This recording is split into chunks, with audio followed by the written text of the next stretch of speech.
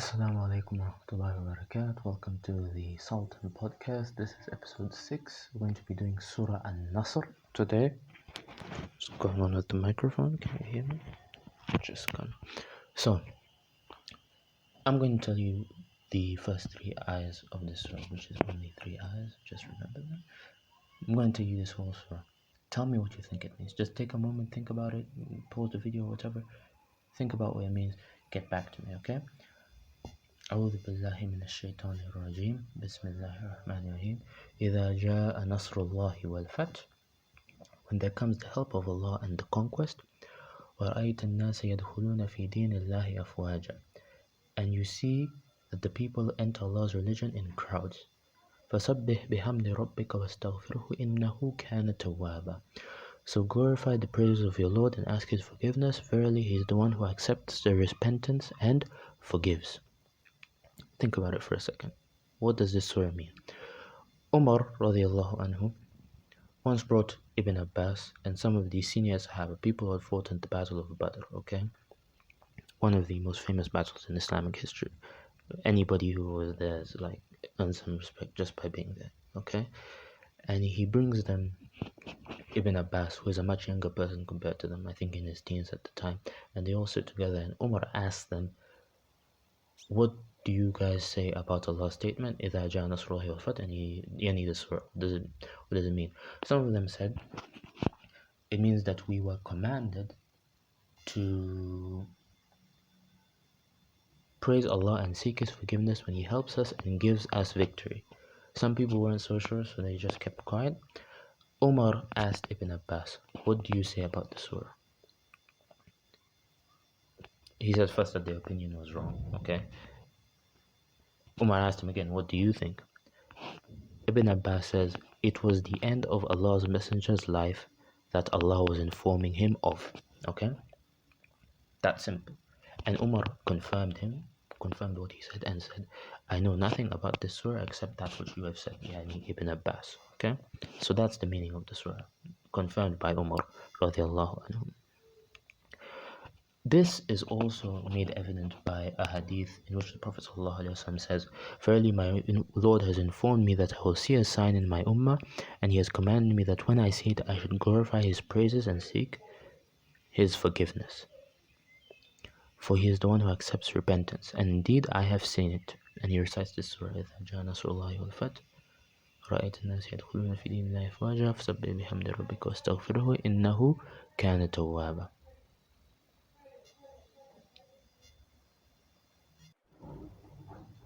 So, that's practically the explanation of the whole surah. You can click off right now.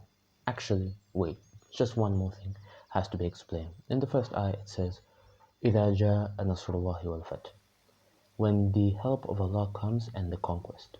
What conquest is being talked about? Let me explain to you what conquest is being talked about. You see, generally the scholars, and when I say the scholars, I mean the old scholars, don't know about the new scholars at all, Ibn Kathir, Qatada, all of these people agree that this is meaning the conquest of Mecca. So to put into context, the surah says, إِذَا جَاءَ نَصْرُ اللَّهِ وَالْفَتْحُ وَرَأَيْتَ النَّاسَ يَدْخُلُونَ فِي دِينِ اللَّهِ أَفْوَاجًا فَسَبِّحْ بِحَمْدِ رَبِّكَ وَاسْتَغْفِرْهُ إِنَّهُ كَانَ تَوَّابًا. The first 2 ayahs, when the help of Allah comes and the conquest, and you see the people entering into Islam in crowds. Okay, that's what the second ayah means. So the conquest that is being talked about has to be a conquest after which a huge number of people were becoming Muslim. And this was the conquest of Mecca. Okay, 13 years after the Prophet ﷺ moved into Medina, he came back and he conquered Mecca, and this is the conquest that is being talked about. Why? The Arabs were of 3 types during the time of the Prophet ﷺ. There was the first type, who were the idol worshippers and would side with Quraysh. Okay, they wanted to be making idols and selling idols, and they wanted to be worshipping idols and all of this stuff. Did they really believe in it? I don't think so. It was more of a question of money. You know, they got to like sell the idols. So you come up to a guy, yo, this idol, if you ask for a girl to like you, this is the idol to worship, man. Done, easy. And that's what would happen. The second type of people were the Muslims, believers in one God, and that there was only one God, and Rasulullah ﷺ was His messenger. And the third type were bystanders, okay? They wanted to see who would win, and then they were going to join in on that side because they really didn't know. The people who are saying that we should worship idols are from really respected people among us, and the leader of the people who is saying that we should only worship one God is also from a really respected person among us. So we'll just wait, and what they'd say is دعه فإن ظهر عليهم فهو نبي صادق. Leave him. If he becomes dominant over his people, then he is a true prophet. So when the Prophet ﷺ entered Mecca and he conquered Mecca and he destroyed all the idols in Mecca, Rasulullah ﷺ had won. One side had won. And because it was Rasulullah who won, they all made the deduction that he must be Allah's true prophet and Allah has given him victory. So after the conquest of Mecca, maybe like 3 years, all of the Arabian Peninsula was Muslim. All of them. And the Ummah continues to increase even today.